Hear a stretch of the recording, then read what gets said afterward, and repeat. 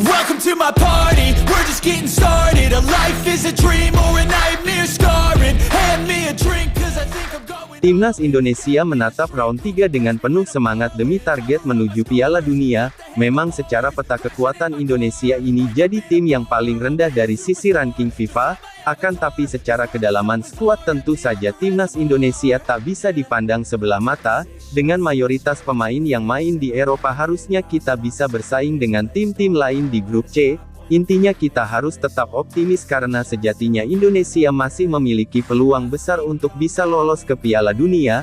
Rencananya PSSI akan kembali menambah pemain keturunan Grade A di round 3 ini, karena untuk melawan tim-tim yang sudah langganan Piala Dunia seperti Jepang, Australia, serta Arab Saudi butuh pemain yang jempolan.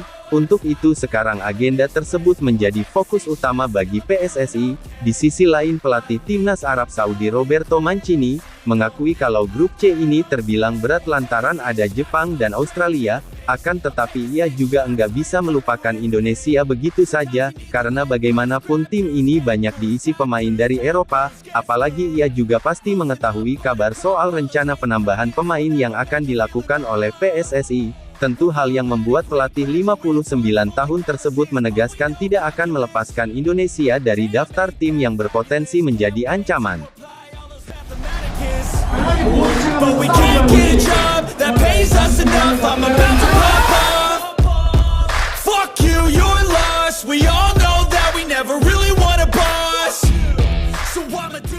Meskipun banyak pihak menilai kalau Indonesia adalah tim terlemah di grup C, yang mana itu dilihat dari peringkat FIFA yang berada di peringkat 134 dan status Indonesia sebagai tim debut di round 3 ini, namun bagi Roberto Mancini Indonesia bukanlah tim yang bisa seenaknya dipandang sebelah mata. Masih ingatkan kalian pada saat Roberto Mancini menyebut setidaknya ada 4 pemain Timnas Indonesia yang bisa dan layak untuk menapaki karir di Seri B. Fakta tersebut diungkapkan staf ahli Kemenpora RI, Hamdan Hamedan. Dalam perbincangan itu, Hamdan bertanya terkait pemain Timnas Indonesia U23 yang menonjol. Roberto Mancini menjawab 4 nama, termasuk Marcelino Ferdinand. Nomor 7, 10, 6, dan 23. Boleh kamu bantu saya menulis nama mereka? Tulis Hamdan menirukan ucapan Roberto Mancini. Jelas bagi Mancini itu bukan sebuah buayan semata, karena ia melihat sendiri gimana permainan mereka saat di Piala Asia U23, tatkala Indonesia mampu menembus babak semifinal, dan Mancini juga tahu sebagian besar pemain dari Timnas U23 itu adalah pemain yang juga menjadi andalan di Timnas Senior, sehingga secara chemistry skuad Garuda sudah terbentuk dengan sangat padu, apalagi saat ini Timnas sudah kedatangan pemain seperti Tom Haye, Jesse Izes, Ragnar Oratmangun, dan Kelvin Verdong yang dinilai punya pengalaman lebih di Eropa, dan itu akan terus bertambah seiring berjalannya waktu. I think I'm going crazy. Don't think I'll get home safe. So I'm taking 6 shots all straight to the face. I'm taking 6 shots, are you coming with me? I'm taking 6 shots, yeah, straight to the face. And I wanna get lost, I'm sick of this place. Don't know how to stop when I'm feeling this way. So I'm taking 6 shots till I'm feeling okay. Sepertinya tim Arab Saudi juga akan terus memantau perkembangan setiap tim yang akan mereka lawan termasuk Indonesia, yang pasti akan terus berusaha menambah kekuatan dengan mendapatkan para pemain grade A.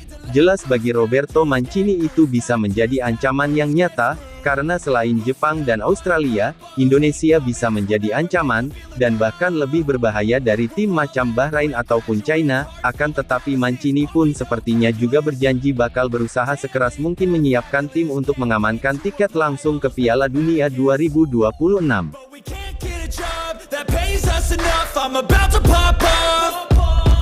Fuck you, you're lost. We all know that we never really want a boss. So I'ma do what I want to. Something I can't undo. Yeah, I'ma do what I want to.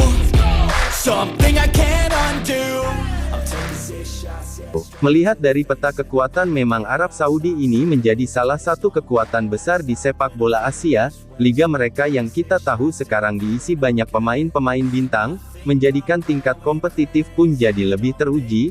Namun meski begitu bukan berarti timnas mereka sebagus itu, karena di Piala Asia kemarin penampilan Arab Saudi juga tak bisa dibilang istimewa, bahkan ketika melawan Thailand, tim asuhan Roberto Mancini benar-benar keteteran dan cuman bisa main imbang 0-0, yang mana itu artinya Indonesia punya sedikit peluang untuk mencuri poin dari Arab Saudi. Mungkin yang cukup disayangkan kita enggak bisa melihat duel dua preman di pertemuan pertama, antara Justin Hubner dan Al-Boulaye, karena Justin harus absen lantaran akumulasi kartu, karena kalau kedua pemain tersebut bertemu pastinya akan seru. Kita tahu sendiri Al-Boulaye senyebelin apa, di mana ia sering dihujat karena dianggap tidak respect kepada pemain-pemain top macam Ronaldo, Messi, Lewandowski, ataupun Son Heung-min. Kalau dia ketemu Justin Hubner yang pasti Justin gak akan selempeng itu.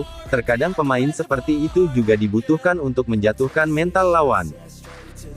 And I wanna get lost, I'm sick of this place. Don't know how to stop when I'm feeling this way. So I'm taking 6 shots till I'm feeling okay.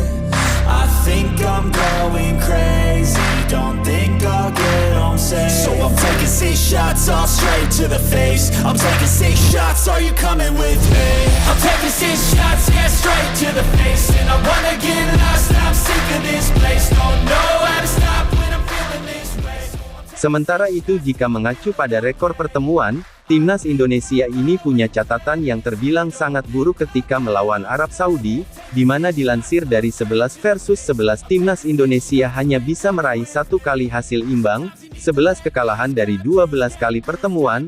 Hal itu membuktikan jika Indonesia mesin kalah dari Arab Saudi di level Asia, dan yang paling diingat adalah kekalahan dramatis di Piala Asia 2007, di mana kala itu Indonesia kalah 2-1 di akhir-akhir laga. Namun perlu diingat saat ini zaman sudah berbeda, pemain yang main pun juga sudah beda, dan Indonesia tentu saja tak sama lagi seperti yang dulu, di mana skuad yang dulu sering minder ketemu tim besar, sekarang mau siapapun lawannya gas, masalah menang atau kalah itu belakangan. Something I can't undo. Yeah, I'ma do what I want to. Something I can't undo. I'm taking 6 shots, yeah, straight to the face. And I wanna get lost, I'm sick of this place. Don't know how to stop. Berkaca dari kekuatan timnas Indonesia sendiri, memang paling realistis adalah berebut di posisi 3 dan 4, bersaing dengan Arab Saudi, Bahrain, dan China, karena jika melawan Jepang atau Australia yang selama di round 2 gak pernah kebobolan 1 gol pun, membuat siapapun tim yang melawan mereka akan mencoba bersikap realistis, dan bagi Indonesia ketika melawan Jepang dan Australia harus bisa memanfaatkan celah yang ada, apalagi pada laga tandang minimal 1 poin harus bisa didapatkan atau semisal kalah jangan sampai terbantai, karena selisih gol juga penting. Akan tetapi kalau melawan Arab, Bahrain, dan China timnas Indonesia harus bisa mendapatkan 3 poin home ataupun away. Jika timnas bisa menambah pemain grade A ke dalam skuad, maka 3 poin bukan sesuatu yang mustahil didapatkan, meskipun hal ini benar-benar sangat-sangat berat, karena harus bersaing dengan 3 tim langganan Piala Dunia. Namun yang penting kerahkan semua yang dimiliki, ibarat kata rela mati demi bangsa di atas lapangan, dan kami sebagai pendukung akan semaksimal mungkin memberikan support serta doa agar timnas Indonesia bisa mengamankan tiket ke Piala Dunia. Tak peduli bagaimana cara, yang penting Indonesia harus sebisa mungkin tampil di Piala Dunia. Jadi buat tim Garuda tetap semangat dan sukses selalu.